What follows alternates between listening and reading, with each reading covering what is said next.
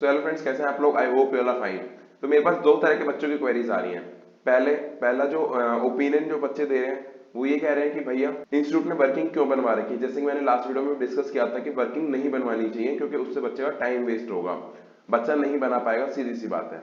Second बच्चे ये कह रहे हैं कि भैया अगर वर्किंग नहीं बनाएंगे तो फिर आपको स्टेप वाइज मार्किंग के मार्क्स मिलेंगे कैसे। ठीक है, दोनों क्वेश्चन जायज हैं।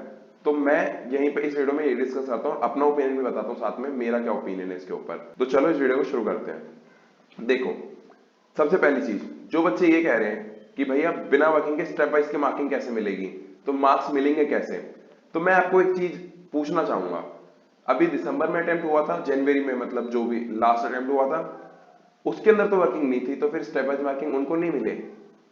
जब वहां पे वर्किंग थी नहीं तो फिर उनको स्टेप वाइज मार्किंग कैसे मिली?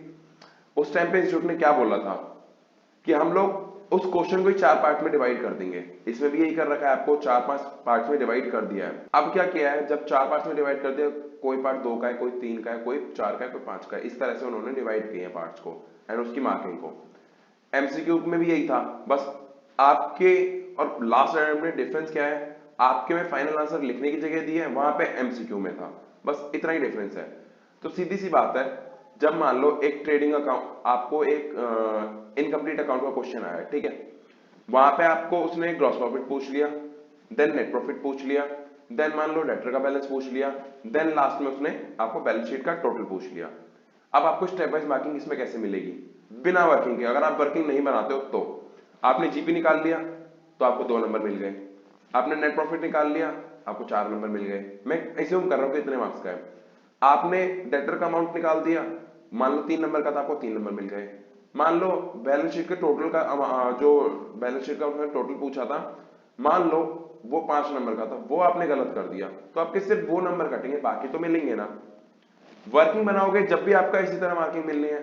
तो इंस्टीट्यूट ने पहले भी बोला था कि मार्क्स उसी के अकॉर्डिंगली देते हैं, तो अब हम आपको बता रहे हैं हम किस किस चीज के मार्क्स देते हैं। लास्ट टाइम बलविंदर सर ने भी यही चीज बोली थी। तो सीधी सी बात है, जब मार्क्स ही उसके अकॉर्डिंगली मिल रहे हैं तो फिर वर्किंग का करना क्या है? आप वर्किंग ऑन पेपर्स बनवा लो, या फिर एक स्टूडेंट का कमेंट आया मेरे को, वो मैंने रीड किया और वो मुझे ज्यादा अच्छा लगा। अगर आपको फिर वर्किंग देनी ही है तो फिर आप हार्ड कॉपी में क्वेश्चन पेपर प्रोवाइड करा दो। अगर आपको वर्किंग ही करवानी है तो अगर आपको, आप ये कहते हो कि स्टेप वाइज मार्किंग हम वर्किंग के हिसाब से देंगे, तो आप फिर हार्ड कॉपी में क्वेश्चन पेपर प्रोवाइड कराओ जिससे कि बच्चा वहां से वैल्यूज देख के आगे लिख सके। बस यही एक चीज है जो बच्चों को प्रॉब्लम क्रिएट कर रही है कि वर्किंग उनसे नहीं बनेगी, उनका टाइम वेस्ट होगा स्क्रॉलिंग में। तो अगर स्क्रॉलिंग का इशू रिजॉल्व करना है तो हार्ड कॉपी में आप क्वेश्चन पेपर प्रोवाइड करवा दीजिए, एंड तब भी थोड़ा सा बच्चों को इंप्रूवमेंट मिलेगा इससे। ठीक है, तो भी बच्चों को थोड़ा सा सुकून मिल जाएगा, थोड़ा सा टाइम बच जाएगा देखा जाए तो एक ये छोटी चीज है। एक और चीज, अब बच्चों का ये कहना है कि भैया जो वर्किंग्स, मान लो वर्किंग्स इंस्टीट्यूट ऐसे ही बनवाता है पेपर में, वो कैंसिल नहीं करता है वर्किंग को बनवाना, तो क्या स्टेप वाइज मार्किंग के मार्क्स मिलेंगे? तो सीधी सी बात है यार, जो ऊपर चार पांच पार्ट पूछे हैं, अगर आपने वहां फाइनल आंसर गलत लिख रहा है, मान लो जीपी है, ग्रॉस प्रॉफिट निकालना है, एक ट्रेडिंग सिंगल एंट्री का क्वेश्चन है इनकम्प्लीट अकाउंट का, तो उसमें अगर स्टेप वाइज मार्किंग इंस्टीट्यूट ने यही सोच के लिख रखे कि हम 2 मार्क्स ग्रॉस प्रॉफिट निकालने के देंगे, अगर आप वो नहीं निकाल पाए तो इसमें स्टेप वाइज क्या है, आपको मतलब क्वेश्चन उतारने के तो नंबर मिलेंगे नहीं। सीधी सी चीज है, अगर आप क्वेश्चन में से देख के ओपनिंग स्टॉक लिख देते हो और वहां से सेल्स लिख देते हो, तो आपको क्या लगता है आपको इंस्टीट्यूट उस चीज के मार्क्स देगा? नहीं देगा।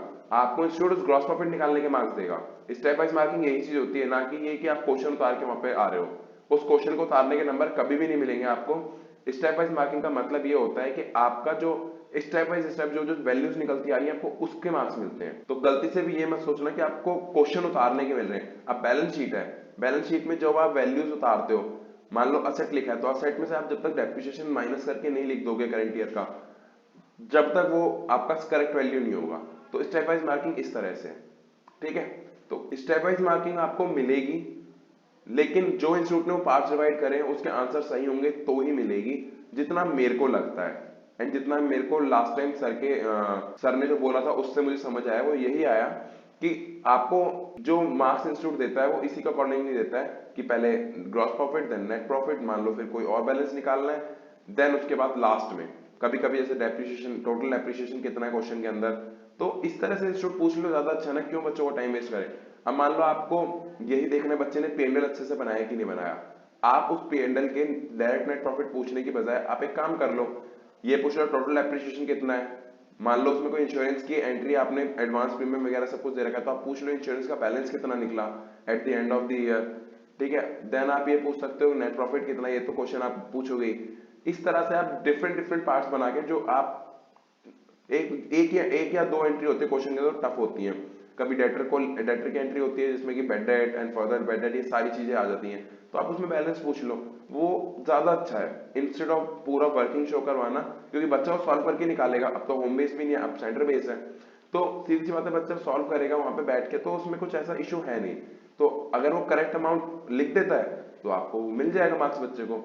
तो एक यही चीज है जो दोनों बच्चों का ओपिनियन है, तो बच्चों को यही वो है कि क्या स्टेप बाय स्टेप मार्क मिलेंगे। तो ये इंस्टीट्यूट को भी क्लैरिफाई करना चाहिए कि अगर मान लो बच्चे ने, जो इंस्टीट्यूट ने 3 पार्ट बना के दिए हैं या 4 पार्ट या 5 पार्ट बना के दिए लेट से, तो मान लो 10 नंबर का क्वेश्चन है, इंस्टीट्यूट ने 5 पार्ट बनाए हैं 2-2 मार्क्स के, तो मान लो इस बच्चे ने ऊपर गलत लिख दिया वैल्यू, जो टोटल है वो गलत लिख दिया और वर्किंग उसने सही करी है, मतलब उसने टोटलिंग मिस्टेक कर दी है, तो क्या उसको मार्क्स मिलेगा?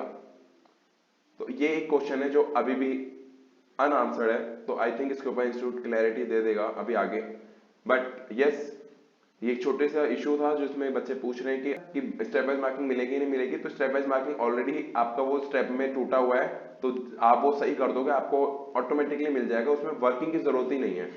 तो बाकी जो इंस्टीट्यूट ने सोचा है उसी के अकॉर्डिंगली प्रिपेयर करो, देखते हैं क्या होता है। तो चलो आज की फिलहाल इस वीडियो में इतना ही रखते हैं। Thank you so much for watching this video. अगर आप चैनल के ऊपर नए हैं, आपको चैनल का कंटेंट पसंद आया तो प्लीज सब्सक्राइब करना चैनल को, लाइक करना आप सभी वीडियो को। अगर आपको कोई प्रॉब्लम है या फिर आप कुछ क्वेरी पूछना चाहते हैं, अगर मेरे से पर्सनली पूछना चाहते हैं, तो आप टेलीग्राम या इंस्टाग्राम पे मेरे से कनेक्ट भी हो सकते हैं, नीचे डिस्क्रिप्शन में लिंक है। टेलीग्राम के मेरे 2 हैं, एक ग्रुप है एक चैनल है, आप चाहे तो दोनों भी ज्वाइन कर सकते हैं। तो आप मेरे से वहां भी पूछ सकते हैं, कमेंट बॉक्स में भी कमेंट करके पूछ सकते हैं, तो मैं आपको हर जगह रिप्लाई दे दूंगा with in 24 hours. And share जरूर करना इस वीडियो को अपने फ्रेंड्स के साथ में अलग अलग ग्रुप्स में। तो मिलते हैं नेक्स्ट वीडियो का, जब तक के लिए टेक केयर, बाय।